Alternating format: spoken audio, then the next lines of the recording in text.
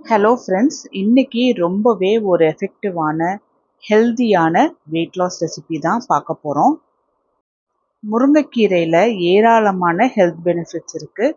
நோய் எதிர்ப்பு சக்தி அதிகரிக்கும், ஜீரணம் சக்தி அதிகரிக்கும், மலச்சிக்கலை குணப்படுத்தும், சுகர் லெவலில் குறைக்கும். முடிஞ்ச அளவுக்கு வாரம் 2 முறையாவது இது போல் முருங்கைக்கீரை வச்சு நான் ரெடி பண்ணுற ட்ரிங்கை ரெடி பண்ணுங்க. நான் இன்னைக்கு முருங்கைக்கீரையை இது போல் குச்சியோட தான் எடுத்திருக்கேன். அந்த பெரிய குச்சி இருக்கும் இல்லையா, அதில் சின்னதாக பிரான்ச்சஸ் இருக்கும். அந்த பிரான்ச்சஸை மட்டும் தனியாக எடுத்திருக்கேன். வெறும் இலையாக மட்டும் எடுக்கணுங்கிற அவசியம் இல்லை, ஏன்னா இந்த குச்சிலையுமே ஏராளமான ஹெல்த் பெனிஃபிட்ஸ் இருக்குது. முருங்கைக்கீரையை 2லேருந்து 3 முறை நல்லா கழுவி எடுத்துடணும். தண்ணியில் ஊற்றி நல்லா கையை வச்சு நல்லா அலாசி எடுத்துக்கணும். அப்படியே யூஸ் பண்ணக்கூடாது. இப்போ இந்த கீரையை தண்ணியிலேருந்து வடித்து எடுத்து நான் குக்கரில் போட்டுடுறேன். இதில் பெரிய பல்லு பூண்டா ஒரு 6 பல்லு பூண்டு,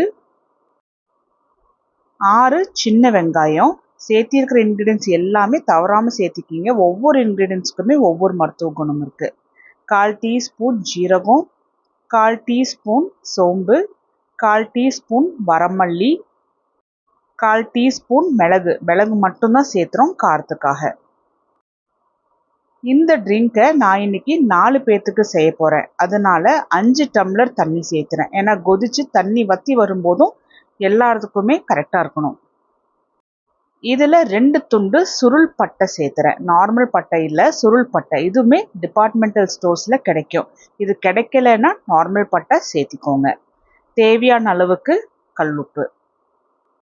இப்போ இந்த ஐட்டம்ஸ் எல்லாமே நல்லா தண்ணிக்குள்ளே மர்ஜ் ஆகிற அளவுக்கு வச்சுட்டு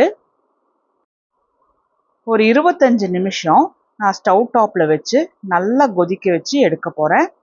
முருங்கைக்கீரை நல்லா கொதிச்சு வரணும்.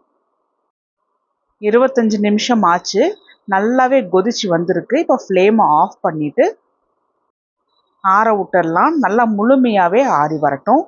இப்போ நல்லாவே ஆறி வந்திருக்கு. கீரை பார்த்தீங்கன்னா நல்லா காம்போடவே இருக்குது. இதை அப்படியே மிக்ஸி ஜாருக்கு நம்ம ட்ரான்ஸ்ஃபர் பண்ணிக்க போகிறோம்.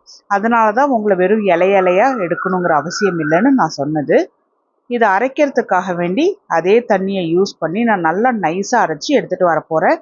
இதை வேற ஒரு கடாயில் நான் வடித்து எடுத்திருக்கேன், அந்த தண்ணி மட்டும். இப்போது அரைச்சி வச்சுருந்த இந்த முருங்கைக்கீரையுமே அதை கடாயில் போட்டுட்டு நல்லா கலந்துட்டுறணும்.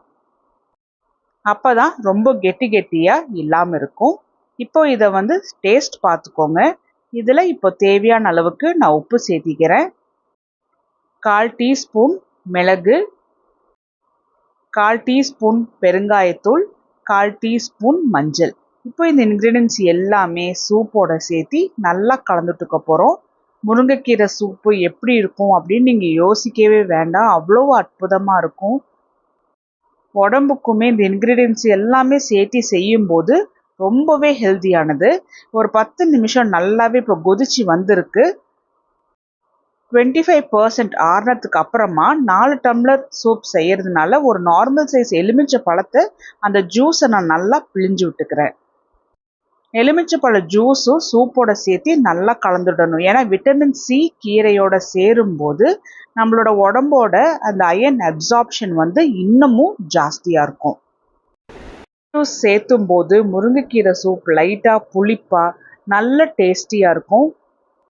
சின்னவங்கலேருந்து பெரியவங்க வரைக்கும் வேண்டான்னு சொல்லாமல் குடிப்பாங்க, அவ்வளவு டேஸ்டியாக இருக்கும். சுகர் இருக்கிறவங்களும் தாராளமாக இது போல் செஞ்சு குடிக்கலாம். இந்த டேஸ்ட்டில் செஞ்சிங்கன்னா வாரம் 2 முறை கூட நம்ம செஞ்சு குடிப்போம்.